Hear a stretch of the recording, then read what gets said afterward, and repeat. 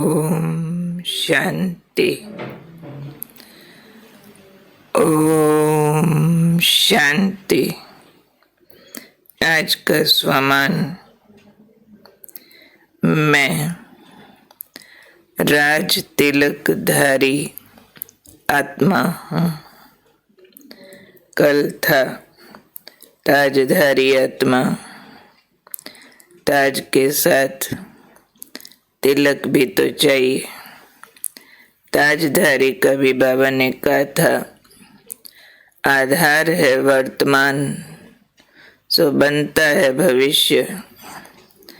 भविष्य में ताज लेना तो यहाँ स्व परिवर्तन और विश्व परिवर्तन की जिम्मेवारी उठानी है।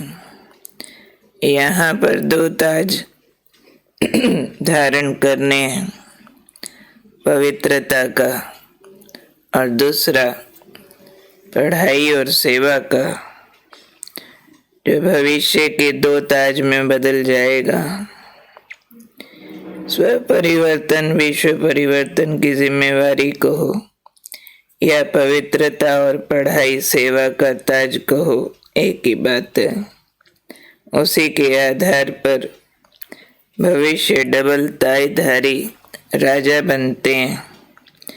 आज भी कहा कि भविष्य का राज तिलक अब के तिलक पर आधारित है। अब अविनाशी तिलक लगाना सो भविष्य के राज तिलकधारी बनेंगे। कौन सा तिलक? लौकिक जगत में भी तिलक माथे की बिंदी को सुहाग की निशानी मानते हैं और सुहाग शब्द के साथ भाग्य शब्द को जोड़ देते हैं। सुहाग भाग ऐसा बोलते हैं। तो बाबा ने कहा, यहाँ लगाओ सुहाग भाग की बिंदी, तो भविष्य में बन जाएगी राज तिलक की बिंदी। तो वो कैसे लगती है? सुहाग भाग की तिलक की बिंदी। उसके लिए आज बाबा ने समझाया है कि संगम युग पर आपको भगवान सुहाग के रूप में भी मिलता है और भाग्य के रूप में भी मिलता है। सुहाग यानी हमें पतियों का पति मिला है, जो हमारा साजन बना है। उसको आज बाबा ने कहा कि स्वयं देवों का देव भगवान तुम्हारा सुहाग हो गया है। कंपेनियन, जीवन साथी, साजन, पति परमेश्वर, जो भी कहो, मैं और वो combined, we all are married with God. तो भगवान मुझे आत्मा रूपी सजनी का साजन हो गया है, सुहाग हो गया है और भाग्य भी वही है। परमात्मा ईश्वर पिता हो गया, मैं उसकी संतान, भाग्यशाली आत्मा हूँ। क्योंकि भगवान मिला तो भगवान मेरा बाप हो गया, जो उसका सो मेरा भाग्य बन गया। तो संगम युग पर देवों का देव, पतियों का पति मेरा सुहाग है। मैं आत्मा सजनी सुहागिन हूँ और मुझे ईश्वरीय संतान के भाग्य का तिलक मिला है। मिला तो है, अब करना क्या है? इस सुहाग और भाग्य के तिलक को अविनाशी रखना है। तिलक अविनाशी माना, स्मृतियाँ कायम, कभी विस्मृत न हो जाए कि मैं आत्मा सजनी, परमात्मा मेरा साजन, किसी और को न जीवन साथी या साजन बना लें। और ईश्वरीय संतान के नाते परम भाग्य की अधिकारी मैं आत्मा हूँ। तो बाबा ने कहा, यदि ये वाला सुहाग और भाग्य का तिलक अविनाशी है तो भविष्य में राज तिलकधारी बन सकते हैं। तो चेक करना पड़ेगा कि माया इस तिलक को मिटाती तो नहीं है। माया माना है विस्मृतियां, आत्मस्मृति के बजाय देहभान की स्मृति, सर्व संबंधी भगवान के बजाय लौकिक संबंधों के खिंचाव इस तिलक को मिटा देते हैं। तो बाबा ने कहा, अभी अविनाशी तिलक चाहिए। चेक करना पड़ेगा कि माया यानी दैहिक लौकिक विकारी स्मृतियां इस तिलक को मिटा तो नहीं देती हैं, क्योंकि यहाँ के सुहाग और भाग्य के तिलकधारी ही भविष्य में राज तिलक के अधिकारी बनते हैं। और वो कैसा तिलक होता है उसका भी वर्णन किया बाबा ने कि हर जन्म राज तिलक का उत्सव होगा। जन्म जन्म के राजा बनेंगे, एक जन्म के नहीं।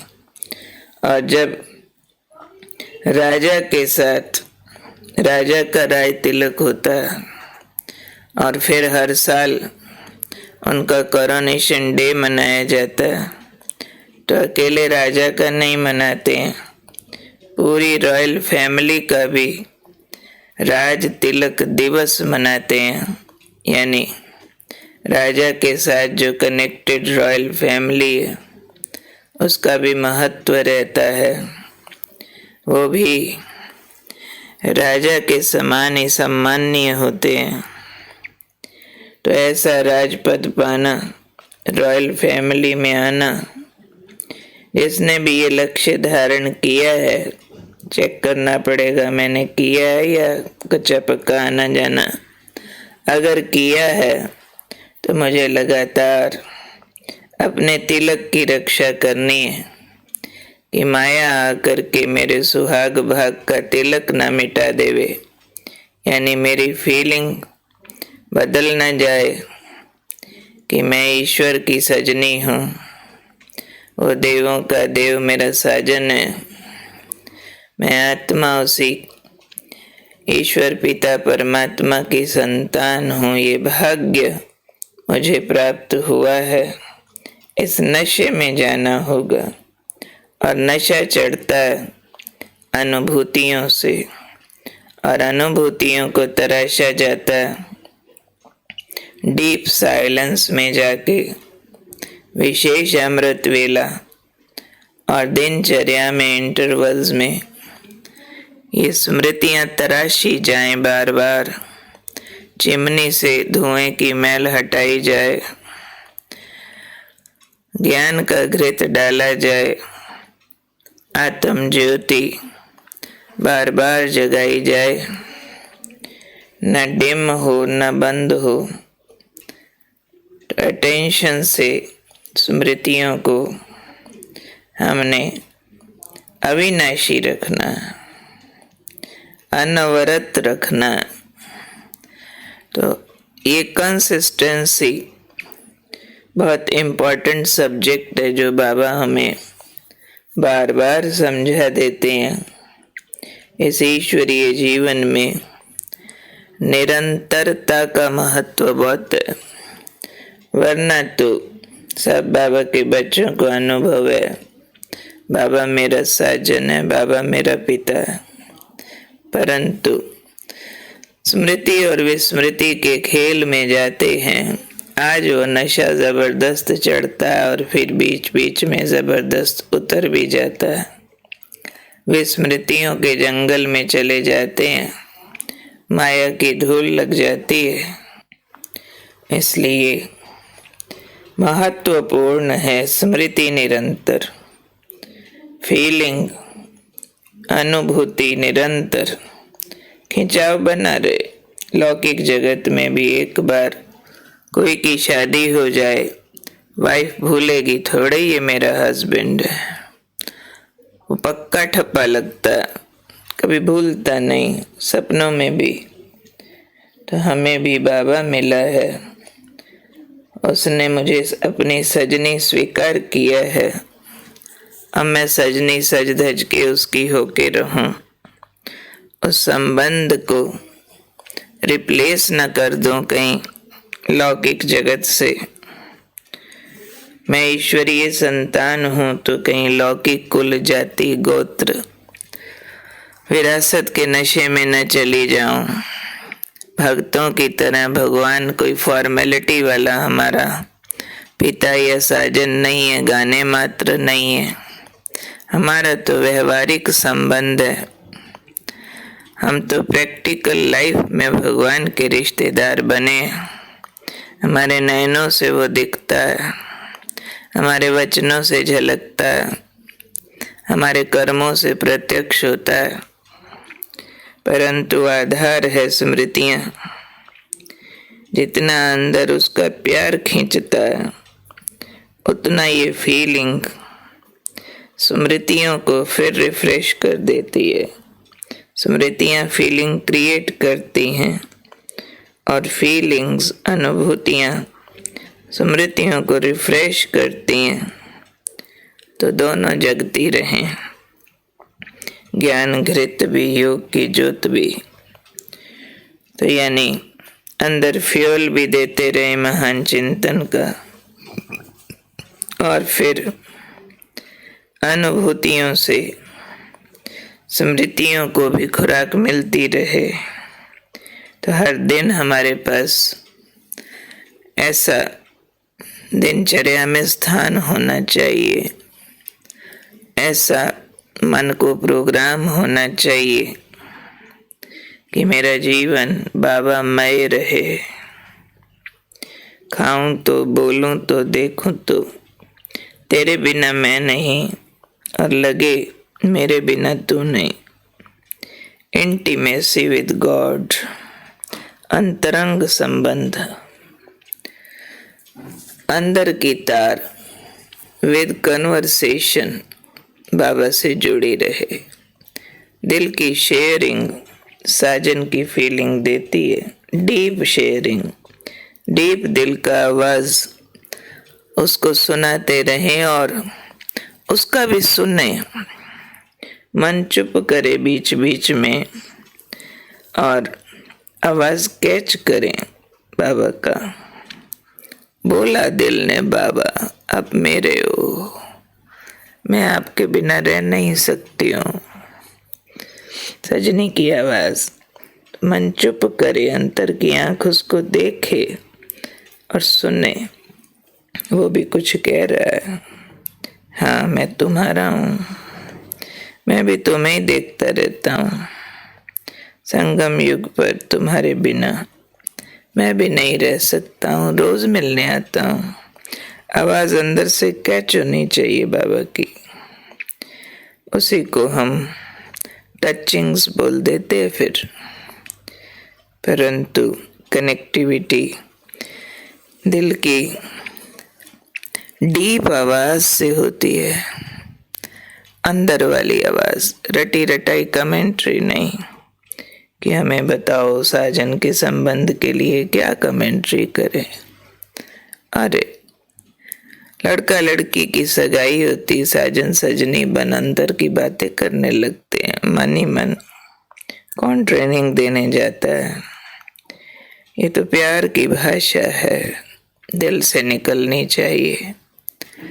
वही अनुभूतियां हमारी ताकत बन जाती है, हमारा तिलक बन जाती है, हमारा राज बन जाती है, हमारा भाग्य बन जाती है।